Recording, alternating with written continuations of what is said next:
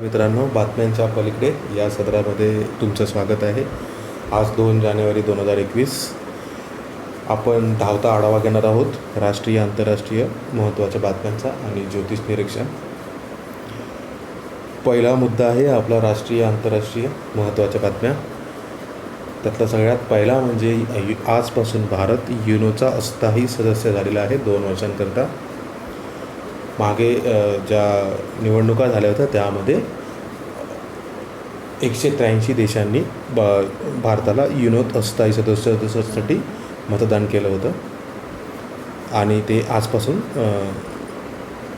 भारत अस्थायी सदस्य झालेला आहे. दुसरी महत्त्वाची बातमी आहे आपले सेनाप्रमुख लष्कर प्रमुख नरवणे हे नॉर्थ कोरिया आणि उत्तर कोरिया यांच्या DMZ बॉर्डर म्हणजे 0 बॉर्डरवरती जाऊन आलेले आहे. ती महत्त्वाची एवढ्यासाठीच आहे कारण आपल्याला साधारणपणे भारतीय परराष्ट्र धोरणाचं कसं असेल याचा एक अंदाज येतो. आता ते पूर्णपणे चीन, नॉर्थ कोरिया आणि पाकिस्तानच्या विरुद्ध गेलेलं आहे असा एक अंदाज येतो आहे. तिसरी महत्त्वाची बातमी आहे पाकिस्तान चीनची लस घेणार आहे कोरोनावरती. खरं तर रशियाने एक प्रस्ताव दिला होता पाकिस्तानला स्पुतनिक V या लसीचा. ती काही एक परमनंट फायनल डील नव्हती, तरीसुद्धा पाकिस्तानने चीनची लस घेण्याचं ठरवलं आहे आणि ही एक रशियासाठी मोठी चपराक आहे. चौथी एक बातमी आहे दीपिकाने आपला सोशल मीडियाचा जो डेटा आहे तो डिलीट केला आहे. मित्रांनो, आपण बरेच जण 31 डिसेंबरला पार्टी करत होतो किंवा सेलिब्रेशन करत होतो, परंतु दीपिकाने मात्र सोशल मीडियावरती बसून सगळा डेटा डिलीट केलेला आहे. सोशल मीडिया म्हणजे जसे ट्विटर आहे, इंस्टाग्राम आहे, इकडून सगळ्या आपल्या ज्या पोस्ट आहेत त्या डिलीट करून टाकलेल्या आहेत. आता तिचा हे करण्यामागे उद्देश काय हे तिलाच माहिती आहे. पण काहींना वाटतं की नवीन वर्षाची नवीन सुरुवात तिला करायची आहे किंवा काहींना वाटतं काही संशयास्पद जे असेल ते डिलीट मारलेलं आहे. आता खरं खोटं ते तिलाच माहिती असेल. भविष्यकाळात घडणाऱ्या बातम्यांमध्ये आपण आज आढावा घेणार आहोत संजय राऊतांची ED चौकशी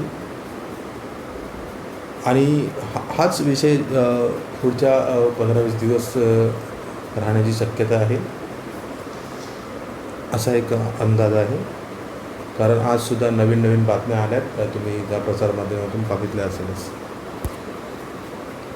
ज्योतिष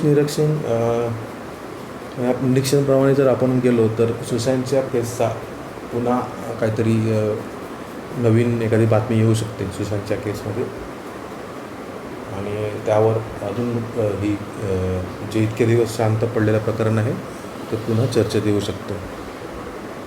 दुसरं आहे किसान आंदोलन जे सुरू आहे ते तसंच सुरू राहील असा अंदाज आहे आणि जवळजवळ हा महिना पण जाऊ शकतो आणि सरकार आणि शेतकऱ्यांच्या ज्या चर्चा चालू आहेत ते त्यातून काही मार्ग निघेल असं वाटत नाही. कारण शेतकरीसुद्धा काही जणांना आशा आहे की त्यातून काहीतरी मार्ग निघेल, पण तसं होताना तर होईल असं वाटत नाही. तिसरं आहे पाकिस्तानला ज्योतिष निरीक्षणाप्रमाणे अजूनच खराब दिवस बघावे लागणार आहेत जानेवारीमध्ये. भारताबरोबर काही होण्याची शक्यता तर वाटत नाही आहे, पण जर काय आगळीक केलीच तर तुम्हाला माहितीच आहे यावेळी भारत कसं उत्तर देऊ शकतो. परंतु भारत सोडून अजून कुठून तरी त्यांना फटका पडण्याची शक्यता आहे. मित्रांनो, तुमच्या प्रतिक्रिया आणि सूचना नक्की पाठवा किंवा कमेंट बॉक्समध्ये नक्की टाका. आमचा ईमेल ID आहे बातमीच्या.peligrad@gmail.com. धन्यवाद.